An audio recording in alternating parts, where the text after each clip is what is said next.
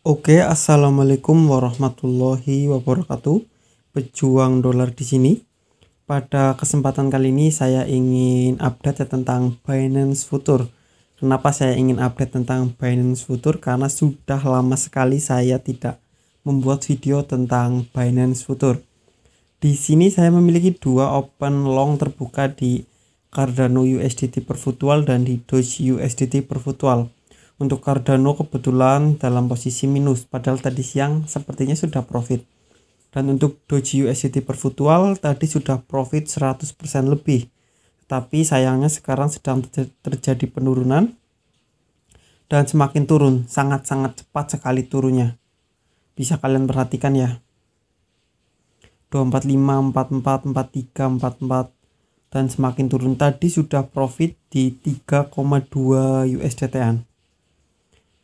Kita coba lihat chart. Mohon maaf ya karena waktu open posisi tidak saya video, kecuali untuk Cardano kemarin ada analisanya dan Cardano juga cepat sekali minusnya ya. Tiba-tiba minus cukup dalam. Kita coba lihat Doge USDT. Ya memang untuk Doge sedang terjadi penurunan.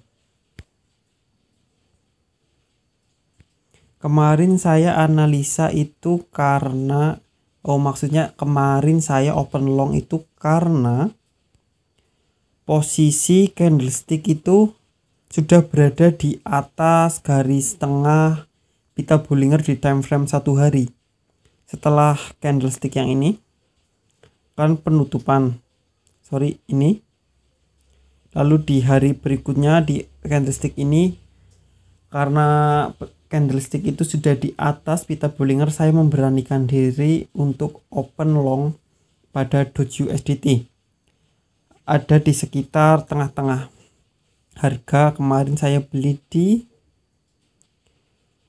0,302, berarti di sekitar 0,3 USDT. Dan sekarang harga berada di 0,315. Sedang terjadi penurunan ya. Padahal tadi sudah profit 100% lebih, sayang sekali. Kenapa terjadi penurunan? Karena bisa kita lihat untuk saat ini itu memang sedang tertahan oleh area supply. Karena di sini itu ada area supply. Mungkin sekalian juga ya saya update analisa tentang Dogecoin maksudnya. Saat ini itu sedang tertahan oleh area supply dan ini tepat sekali di level Fibonacci 0,618. Di golden rasionya Fibonacci retracement yang saya tarik dari resisten ke support di sini. Dan di sininya itu ketemu di level Fibonacci 0,618, makanya langsung terjadi penurunan. Untuk target selanjutnya Doge USDT. Jadi kali ini saya tidak hanya membahas Binance Future ya, tetapi untuk target kedepannya. Jika dari Doge USDT berhasil menembus dari harga di sini di pucuk-pucuk ini,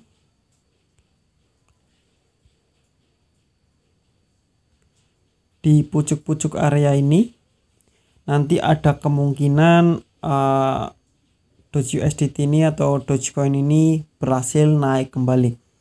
Ini sebenarnya wajar ya terjadi koreksi dan saya belum melakukan take profit karena nanti potensinya yang saya lihat adalah Doge USDT melakukan koreksi ke area ini, ke area level di garis tengah pita Bollinger.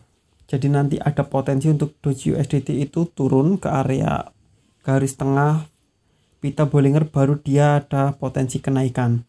Kenapa? Karena dari 1 minggu terakhir ya, 1, 2, 3, 4, 5, 6 hari terakhir itu sudah tercipta candlestick berwarna hijau. Dan ini di hari ke-7 tepat di 1 minggunya dan tepat menabrak dari zona supply, itu pasti akan koreksi dulu. Kemungkinan besar itu koreksi atau bahkan nanti bisa langsung naik dan membreakout, tetapi menurut saya lebih baik Doge USDT itu koreksi dulu ke area level garis tengah pita Bollinger agar kekuatannya itu cukup banyak kembali sebelum dia melanjutkan naik dan membreakout area ini. Jika terbreakout, target selanjutnya di titik tertinggi di sini di 0,3522. Jika itu berhasil terbreakout, itu pertanda yang bagus, berarti Doge USDT akan rebound lebih tinggi lagi.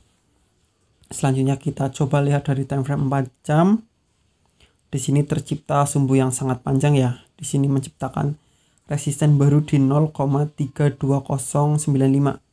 Tadi waktu di pucuk saya sudah profit 100% lebih. Tetapi karena sedang terjadi kenaikan yang cukup tinggi, makanya dia langsung turun.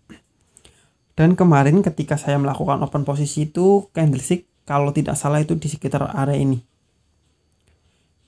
Dan itu adalah pendukung bagi saya karena saya lihat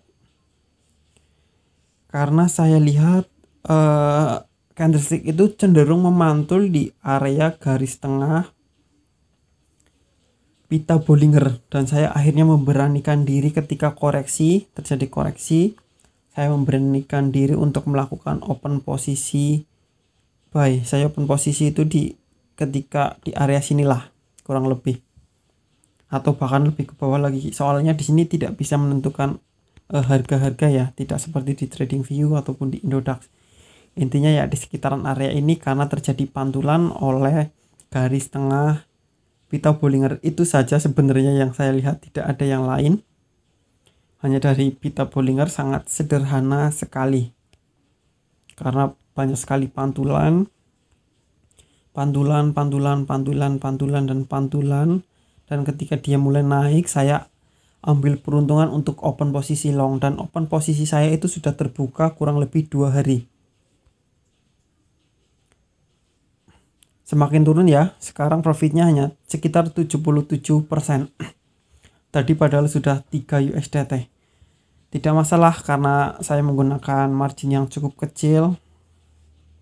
Jadi profitnya sedikit, tetap disyukuri. Yang penting masih tetap profit. Untuk Cardano masih saya tunggu apakah ada potensi naik lagi. Coba kita lihat, kemarin saya sudah update tentang Cardano ya. Untuk Cardano saat ini memang sedang tertahan di garis-garis tengah pita Bollinger. Jika nanti dia berhasil membreakout ya, karena jika kita lihat ketika dia naik tertahan oleh pita Bollinger lalu dia turun, ketika terbreakout itu sangat bagus. Nanti dia bisa bertahan di atas garis tengah pita Bollinger, atau lebih tepatnya hampir mirip dengan moving average 20. Hampir mirip. Dan jika nanti terbreakout ya, ini dia itu berpotensi menciptakan zona demand lagi.